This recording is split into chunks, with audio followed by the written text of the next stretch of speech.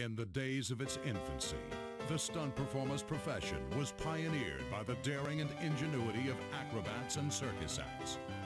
As the public's demand for on-screen chases, crashes, jumps, smashes, and explosions is never satisfied, so the stunt performer has evolved into a highly trained professional. This is not a life for the timid. This is where men and women challenge the impossible and make it happen before your eyes. While working on Driver 3, Reflections Interactive thought it would be a good idea to release a tech demo of sorts to show what the engine powering Driver 3 was capable of pulling off. They needed something simpler to translate to the world of video games, but also something with wow factor. So they thought, why not make a game about Stuntman? This line of thinking led to the development and release of Stuntman. This game came out on June 23, 2002 for North America, September 6, 2002 for Europe, and September 1, 2005 for Japan. A Game Boy Advance version came out in North America on June 24, 2003, and Europe on July 4, 2003. The GBA version was developed by Velez and Dubail, apologies for mispronunciation if it happened, but we'll be focusing on the PS2 version here. Both versions were published by Infogrames through the Atari label. The idea of the game is simple. Take on the role of a stuntman and perform various stunts for films within the game. While the ideas seem good on paper, the execution leaves a bit more to be desired in the fun department. Let's see why. Stuntman has three main modes of play: career, stunt construction, and driving games. Stunt constructions will let you build your own stunts in an arena with pieces of equipment that you can unlock as you progress through career mode. Driving games will give you several mini-games / precision tests that will allow you to sharpen your driving skills, and if you want to get a feel for the game before you spend time in career mode, I suggest you do. It may help a hell of a whole lot for the tiring work you do in game. Which leads us into the main mode of the game, career mode. Career mode will have you go through 6 films within the game. Each film is filmed within a different location in the world, and each of them have their own different genre. You'll start with Toothless and Whapping, a London gangster film in the same vein of Guy Ritchie's Snatch and Lock, Stock and Two Smoking Barrels. A Whoopin' and a Hollerin' is pretty much a Dukes of Hazzard knockoff set in rural Louisiana. Then you have Blood Oath, which is an East Asian action flick set in Bangkok and inspired by John Woo films like Hard Boiled. Conspiracy Theory is a Tom Clancy-like thriller where you possess a snowmobile in Switzerland in addition to many other different vehicles. The Scarab of Lost Souls is inspired by Indiana Jones and has you traverse through Egypt in both a jeep and a troop carrier. Finally, Live Twice for Tomorrow is a James Bond-like action film where you'll drive various sports cars in Monaco.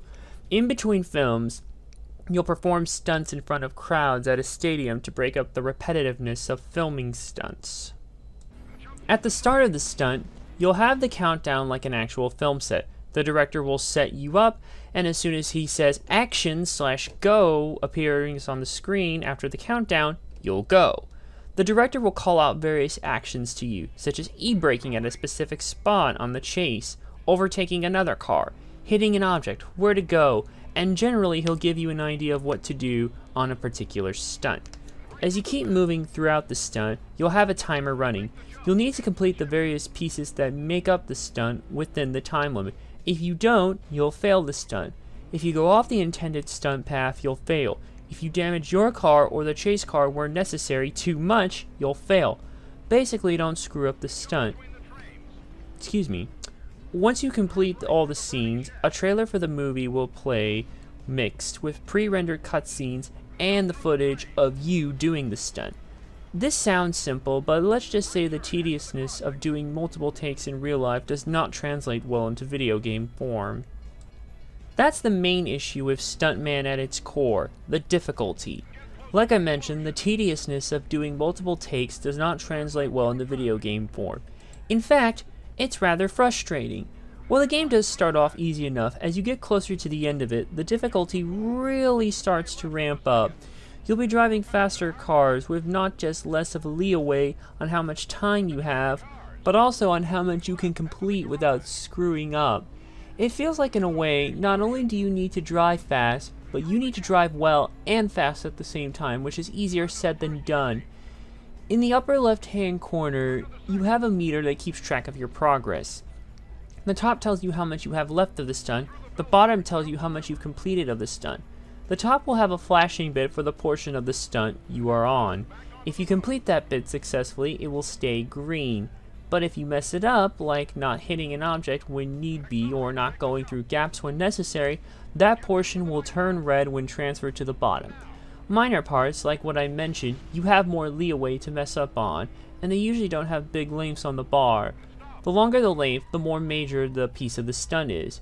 You have little to no leeway for screwing up on major parts. If you mess them up, you'll have to redo the whole stunt over again. The way it is, it feels inconsistent. Sometimes you can screw up minor and be fine. Other times you'll screw enough minor parts to where even if you still nail all the major parts, you'll fail. This is only further aggravated by how you're given directions.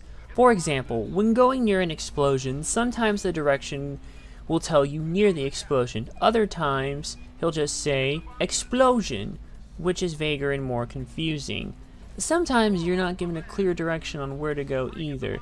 The second scene you do in Toothless and Wapping, for example, after reversing to the edge of the pier, you'll drive straight off to jump to the dock below. But it's not clear that you need to do that. This vagueness is bad. On top of that, you may not even fully get through the stunt on your first try due to the inconsistency. But even if you get through it and have to replay the stunt to beat it, you'll still be failing more times due to all the other aforementioned issues.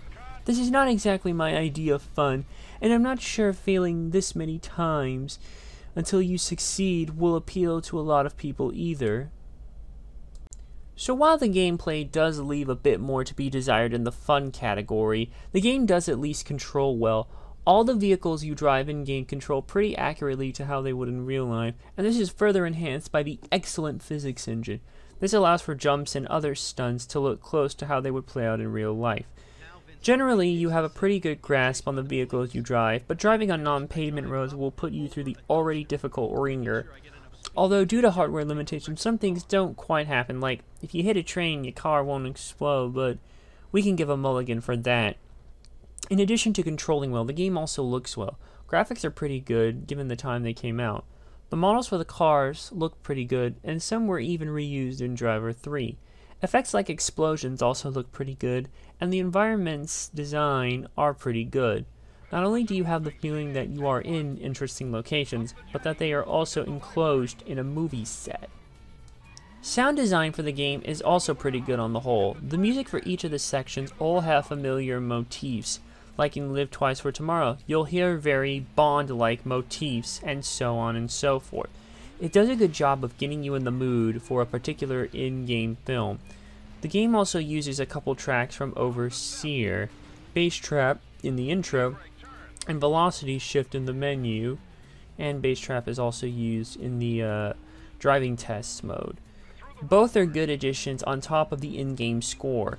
Sound effects also do a good job of enhancing the experience. Vehicles sound like they should, explosions have that impact like in real life, and all other sounds are pretty good and sound in place. Voice acting is fine, but there isn't much of it. The only things that stand out are the cutscenes with the stuntman going over the scenes before they happen, like a behind-the-scenes featurette, and the director telling you what to do as you do the stunt.